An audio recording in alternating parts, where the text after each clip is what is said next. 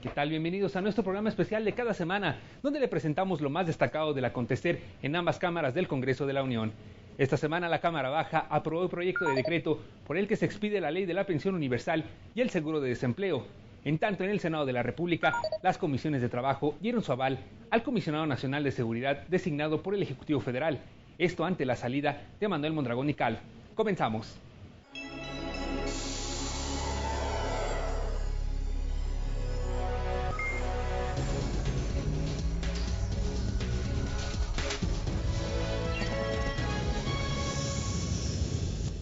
Esta semana el Pleno de la Cámara de Diputados discutió y aprobó el dictamen con proyecto de decreto por el que se expide la ley de la pensión universal y se reforman, adicionan y derogan diversas leyes para establecer el seguro de desempleo. Veamos cómo se dio el debate. Al inicio del mismo se presentaron mociones suspensivas. El diputado Rubén Camarillo pidió al Pleno votar por separado las reformas relacionadas con el seguro de desempleo y la pensión universal para adultos mayores. No es posible, compañeras y compañeros diputados del PRI, que quieran someter a sus pares a un chantaje legislativo. Yo no veo en muchos diputados y en muchas diputadas del PRI la cara de un chantajista. No se pongan esa máscara. Legisladores de izquierda se pronunciaron en contra del procedimiento seguido en la dictaminación de estas reformas y de un posible manejo clientelar y político de la pensión universal para adultos mayores. No estamos en contra de la figura, lo que estamos en contra es del procedimiento y de la muestra de inconstitucionalidad que ésta se da. Para nosotros es claro que lo único que quieren es este programa que le están copiando ahora al buen Andrés Manuel López Obrador, y en su peor esencia, que es lo que el PRI ha hecho, doña Porfiria siempre ha hecho, que es el manejo político electoral. El coordinador de Movimiento Ciudadano, Ricardo Monreal, afirmó que no se ha aprobado la reforma constitucional que posibilite al Congreso legislar sobre estos temas. El poder constituyente permanente del cual formamos parte está inconcluso. No hay base constitucional para generar estas leyes de seguro de desempleo y de pensión universal. No obstante, las mociones suspensivas fueron rechazadas con 238 votos en contra y 184 en pro. Al fundamentar el dictamen, el presidente de la Comisión de Seguridad Social, el perredista Javier Salinas, informó que la pensión universal para adultos mayores de 65 años consiste en un apoyo de hasta 1,092 pesos mensuales. Se logró garantizar que el derecho a la pensión no contributiva por los adultos mayores de 65 años se otorgue sin importar, escúchese bien, que tengan ya una pensión otorgada por el IMSS, ISSSTE, paraestatales o cualquier otro sistema de seguridad social, salvo los que reciban una mayor pensión al monto de la pensión universal. En relación con el seguro de desempleo, el legislador consideró que no cumple con las expectativas necesarias, pues la experiencia internacional confirma que esta prestación debe ser financiada con recursos fiscales y no con el ahorro de los trabajadores. No estamos de acuerdo en la forma de cómo ahora se dictamina a costa de las cuotas de vivienda de los trabajadores y queda como reasignatura pendiente que le otorguen al desempleado y a su familia servicios de salud y capacitación para la reinserción laboral. Luego de que integrantes de partidos de izquierda buscaron impedir el acceso a la tribuna de los representantes de los diferentes grupos parlamentarios, la diputada María San Juana Cerda Franco, de Nueva Alianza, expuso la necesidad de proteger a los trabajadores con la ampliación de los derechos sociales. Dijo que la pensión universal es un derecho incluyente, mientras que el seguro de desempleo busca mitigar y brindar un mínimo de certidumbre monetaria. Derivado de lo anterior, Nueva Alianza hace énfasis en que el financiamiento del seguro de desempleo no debe basarse solamente en la descapitalización del Infonavit. El fortalecimiento de un rubro de seguridad social no debe debilitar a otro, porque se afecta la integralidad de la seguridad social. Es importante que luego de un tiempo razonable se analice con toda seriedad la necesidad de incrementar la aportación del gobierno federal a partir de los beneficios que se esperan de las reformas estructurales ya aprobadas por nosotros. el Partido del Trabajo señaló que la pensión universal es una contribución que la sociedad mexicana hace a los adultos mayores por sus años de trabajo. El diputado Ricardo Cantú Garza aseguró que su partido ha luchado por lograr pensión universal y seguro de desempleo, pero señaló que votarían en contra del dictamen debido a imprecisiones en el proyecto y por la manera en que se contempla financiar el seguro de desempleo con parte del Fondo de Vivienda de los Trabajadores. Tanto la iniciativa como el dictamen en comento adolecen del mismo error. No se sustenta en un cálculo actuarial que permita conocer cuántos son los desempleados a quienes hay que otorgar el seguro respectivo y tampoco a cuántos trabajadores habrá que pagarles la pensión universal. En su participación, Movimiento Ciudadano lamentó que los proyectos se voten en conjunto bajo el argumento de que no existía una justificación técnica ni jurídica para hacerlo. No nos dijeron que el seguro de desempleo lo financiarían los trabajadores. No nos dijeron que para cumplir esta promesa se tendría que sacrificar el derecho a la vivienda. Y mucho menos nos dijeron que detrás de tan desolado panorama serían las Afores y los bancos los grandes ganadores. Se les olvidó mencionar que el seguro de desempleo se contempla financiar con el 3% de los fondos de vivienda, que ello implica la reducción del 60% de las aportaciones. El Partido Verde adelantó su voto a favor porque consideró que se elevan a rango de ley dos nuevos seguros, el de desempleo y pensión universal. Sin embargo, el diputado Tomás Torres Mercado destacó que el Infonavit tendrá que replantear sus esquemas de financiamiento. Me parece una demagogia decir que hay un desfinanciamiento del fondo de vivienda en todo momento, porque a veces se dicen cosas aquí y no se aclaran. El 2% que permanece en la cuenta de vivienda podrá ser complementado con el 3% del fondo mixto, sea para complementar un crédito o para amortizarlo. No le digan mentiras, tantas mentiras a la gente. A nombre del PRD, el diputado Miguel Alonso Raya anunció el voto a favor de la pensión universal, pero apuntaba que presentarían reservas en cuestión de seguro de desempleo por no estar a favor de intervenir en el ahorro de la vivienda para financiarlo. En el caso de la pensión universal, nosotros consideramos que es muy importante darle viabilidad porque va a impactar en 6.616.979 personas. Por cierto, la mayoría de ellas mujeres. El grupo parlamentario del PAN afirmó que la pensión universal y el seguro de desempleo son medidas que siempre se han impulsado a través de su agenda legislativa, pero se manifestó en contra del dictamen en cuestión debido a las especificaciones del mismo. Por ejemplo, la entrada en vigor de la pensión universal hasta dentro de 15 años. Debe ser antes y por lo menos un salario mínimo a partir del año 2018. Por eso estamos en contra, porque no es suficiente esta pensión universal. Por el contrario, el PRI afirmó que con este dictamen se contribuye a la justicia social, pues ataca la pobreza, la desigualdad y el estancamiento de los salarios, además de que forma parte de las reformas transformadoras por el bien de México, por lo que pidió a los demás partidos sopesar las ventajas que, de acuerdo con el PRI, traería a las finanzas de los trabajadores. Es incrementar los rendimientos financieros de las cuentas de ahorro de los trabajadores y disminuir los riesgos en la inversión de sus ahorros con base en la regulación básica de la estructura corporativa y operativa de las entidades administrativas. Durante la discusión en lo general, legisladores de diversos grupos parlamentarios emitieron posicionamientos a favor y en contra de la pensión universal y el seguro de desempleo. El PRD criticó que la pensión universal solo se otorgue a adultos mayores que cumplan 65 años en 2014. La eficacia de esta supuesta pensión universal, como se propone, es muy limitada y de aplicarse precisamente no se aplicará de manera unitaria o como se está aplicando en el Distrito Federal, que es plena para todos. En relación al seguro de desempleo, también contrastaron las posiciones de los legisladores.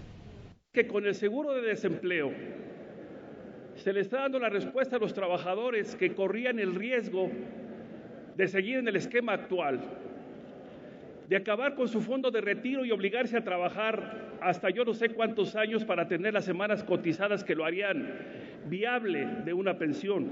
Que hoy quieren hacer este seguro con los recursos que aportan los patrones al fondo de vivienda y que se convierten en recursos de los trabajadores para tener acceso al crédito. Por el Partido Verde, el diputado Federico González Luna criticó a los legisladores que obstaculizan la aprobación de una propuesta que dijo traerá beneficios a la clase trabajadora. Que los que hoy se oponen a este dictamen son, paradójicamente, los autonombrados legisladores de izquierda, siendo esta la fuerza política que en teoría se identifica con la procuración de las libertades individuales, la extensión de los derechos sociales de las personas y quienes pugnan por la elevación de los niveles de bienestar para las grandes mayorías. Luego de rechazar las reservas al proyecto por el que se crea la Ley de Pensión Universal, así como la Ley de los Sistemas de Ahorro para el Retiro del Seguro Social, de la Ley del Instituto de Seguridad y Servicios Sociales de los Trabajadores del Estado, de la Ley del Instituto del Fondo Nacional de la Vivienda para los Trabajadores y de la Ley Federal del Trabajo en materia de seguro de desempleo, el Pleno de la Cámara de Diputados avaló el dictamen en lo general y en lo particular con 240 votos a favor, 202 en contra y sin abstenciones.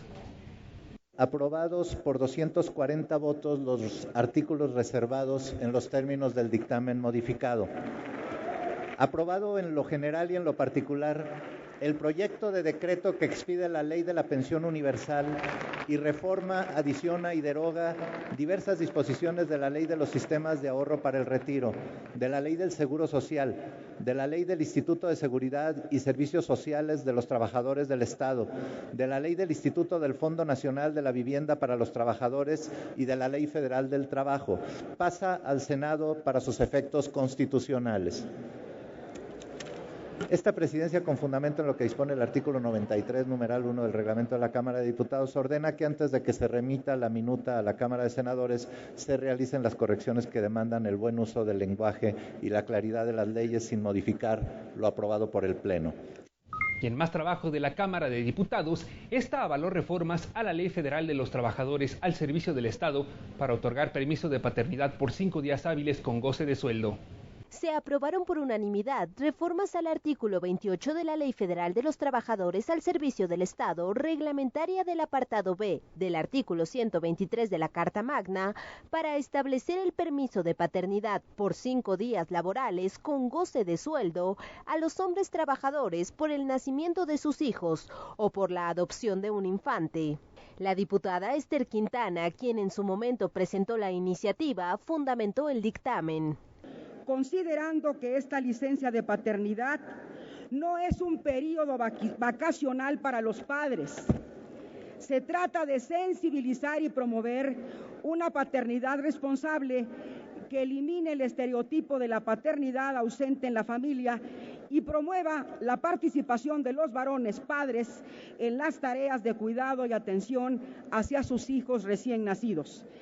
Diputados y diputadas se congratularon con la reforma que representa un avance importante en la equidad de género, además de que fortalece a la familia y, por supuesto, el rol del padre, destacaron.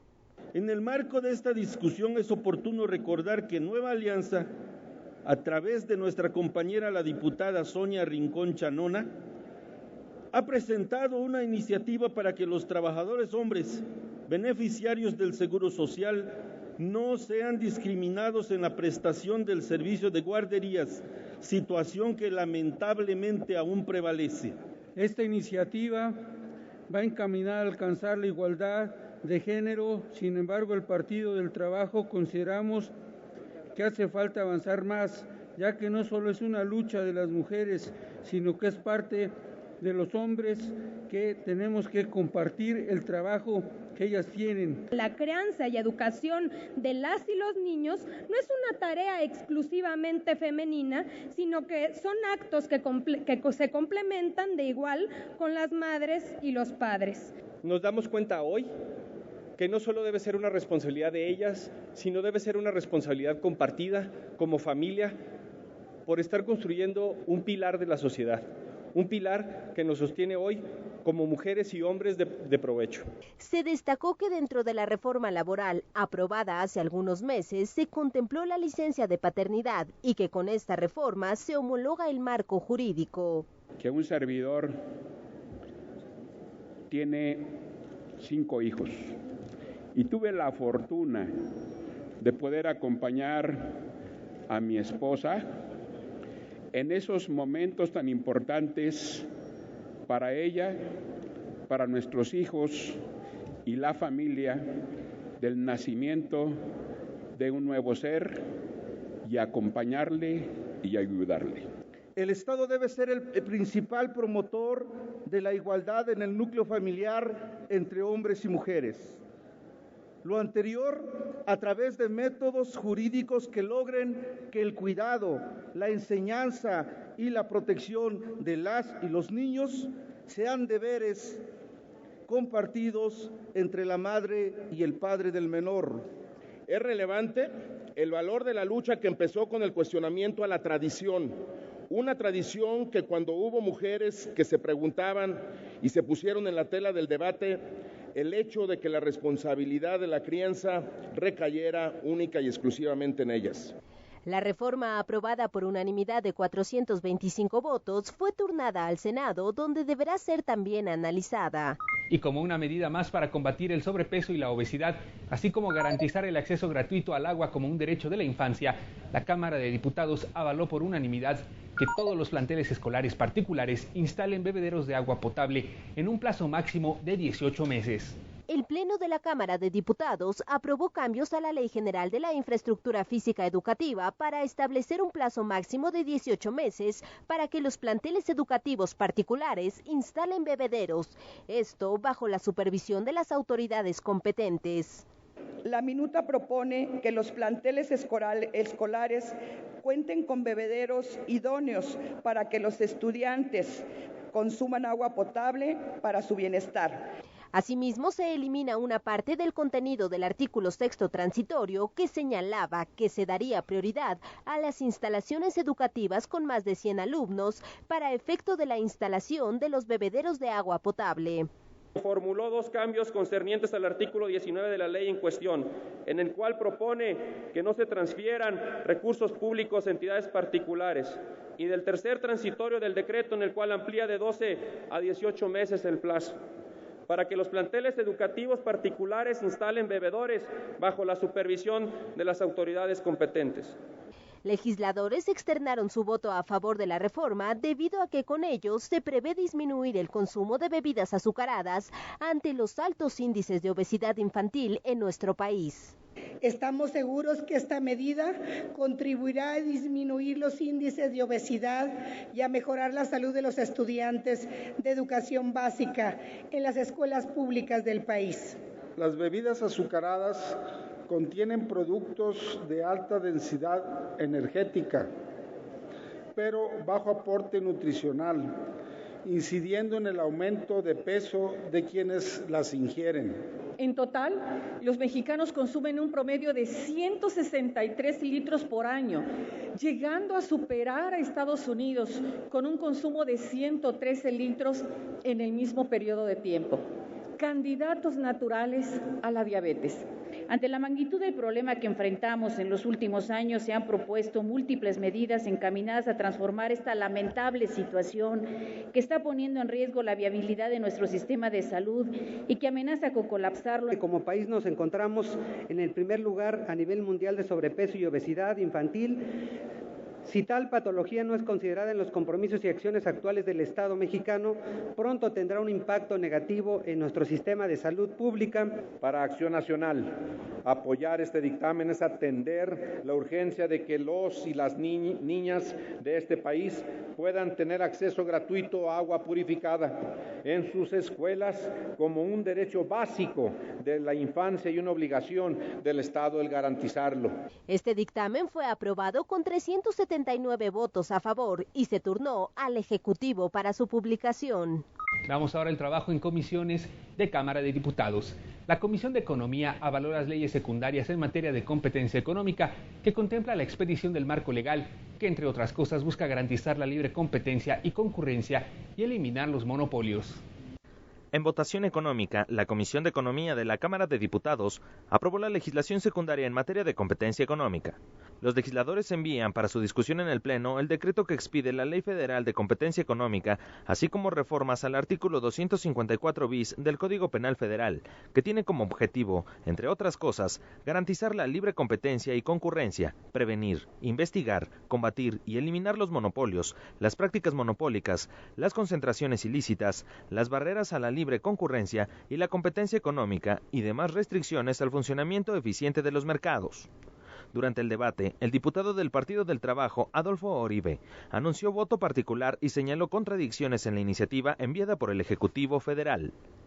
Con la Ley de Competencia Económica en comento, empresas eficientes y productivas pueden ser penalizadas por emprender acciones totalmente acordes con la eficiencia económica y las leyes internacionales que le permitan tener un mayor porcentaje del mercado. El senador del PAN, Carlos Fernando Angulo Parra, se pronunció a favor, aunque destacó la necesidad de garantizar la seguridad de los agentes económicos. Ser muy claros de que una barrera a la libre concurrencia puede darse por situaciones naturales o por situaciones creadas por políticas públicas, y debemos de tener sumo cuidado en generar políticas públicas, pero no sancionar empresas que no han tenido una participación activa en ninguna práctica monopólica. El PRI dijo que la legislación es una gran oportunidad para cambiar la vida de los mexicanos y aseguró que la libre competencia genera calidad. Es importante pensar en los empresarios, porque ellos producen fuentes de empleo, pero es más importante pensar en los mexicanos que reciben los bienes y servicios muy caros en ocasiones y que aquí tenemos la gran oportunidad para mejorar esas condiciones de la economía de los mexicanos. Por su parte, el PRD recordó la importancia de que el Estado tenga un papel más preponderante para eliminar la desigualdad en el país y mejorar las condiciones de competencia. Esta ley recoge lo mejor del ordenamiento vigente, recoge también las jurisprudencias que se han generado en la materia y que sin duda van a ayudar a fortalecer la regulación. No de los monopolios como algunos diputados han señalado aquí, la regulación de los monopolios que ocupan ese poder de dominio en el mercado para abusar de los consumidores finales y aprovechar esa condición para generarse ingresos adicionales y legítimos, por decirlo de alguna manera. El presidente de la Comisión de Economía señaló que el objetivo fue generar un documento que le diera mayor certeza jurídica a los entes económicos y que le diera mejores condiciones a los consumidores. Y esta ley lo que va a permitir precisamente es esa competencia sana en la cual va a combatir con esos monopolios, oligopolios que de repente hacen que los productos y servicios lleguen más caros y también con menos opciones para los consumidores. Quiero decirles que se buscó darle las herramientas a la COFECE para que tuviera los elementos, ahora sí que los dientes, como decían que no tenía anteriormente la COFECO, para que pudiera sancionar aquellas acciones que van en perjuicio de las empresas y de la sociedad. Se acordó que las reservas se presentarán ante el Pleno de la Cámara de Diputados para su discusión. Y en otros temas, la Comisión de Vigilancia de la Auditoría Superior de la Federación de la Cámara de Diputados avaló por unanimidad la creación de una subcomisión encargada de revisar el caso de oceanografía. Y esta Cámara no ha creado, como la de senadores, una comisión especial para revisar el caso de oceanografía y otras empresas.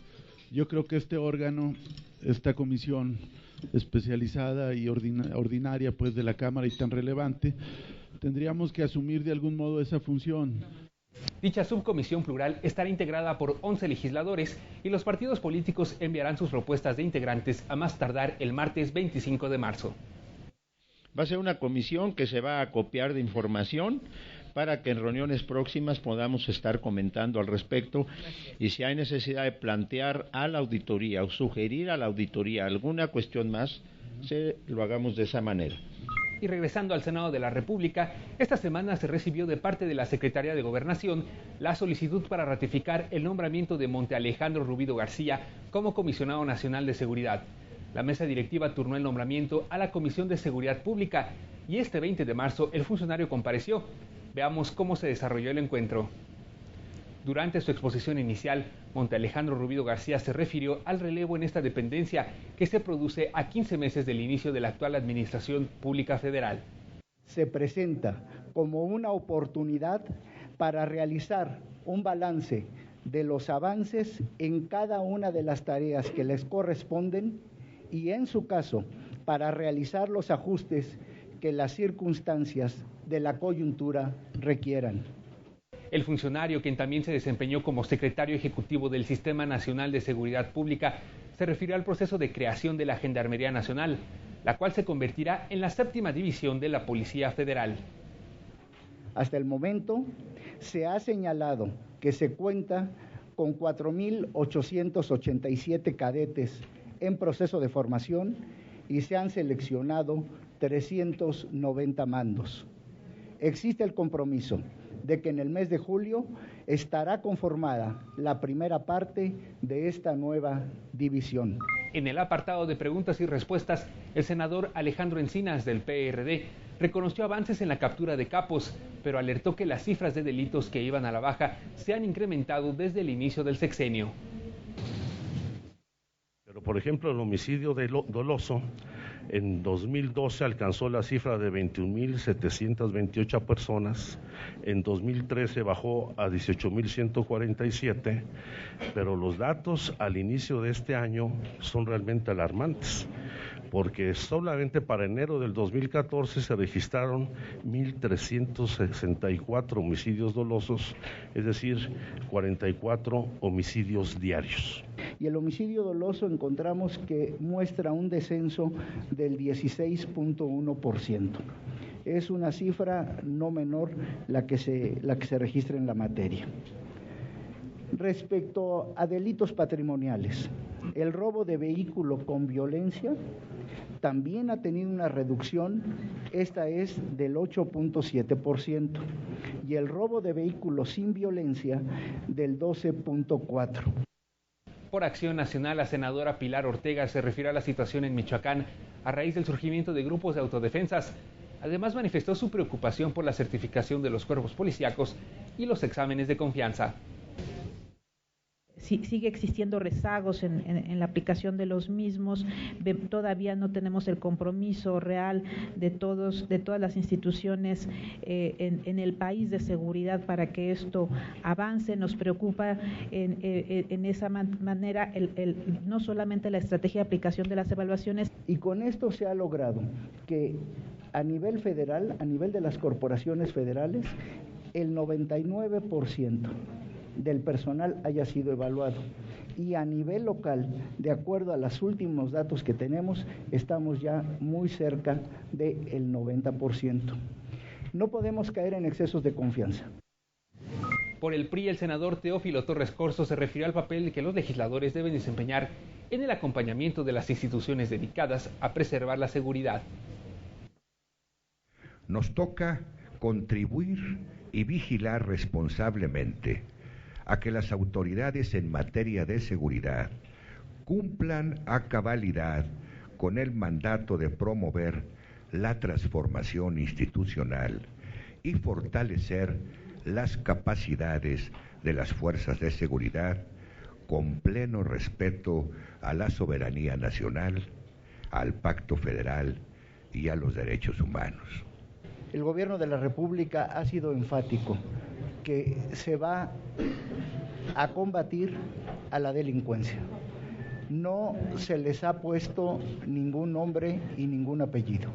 Simple y sencillamente, aquellos que transgredan la ley tendrán que sufrir las consecuencias de sus hechos. En conferencia de prensa, el presidente de la Comisión de Seguridad Pública del Senado informó que por unanimidad este órgano legislativo ratificó el nombramiento de Monte Alejandro Rubido como Comisionado Nacional de Seguridad. La Comisión de Seguridad que me honro en presidir ha turnado ya el asunto a la mesa directiva para que la misma determine el momento en que pasará a primera lectura y, en su caso, a votación del Pleno de este órgano colegiado. Será la propia mesa directiva la que comunique a ustedes cuándo se hará la discusión del dictamen en el Pleno. Esto fue todo en nuestro resumen semanal. Les recuerdo que puede mantenerse informado de lunes a viernes a través de Noticias del Congreso a las 8 de la noche. También puede visitarnos en nuestras redes sociales a través de YouTube, Facebook y Twitter. Hasta la próxima.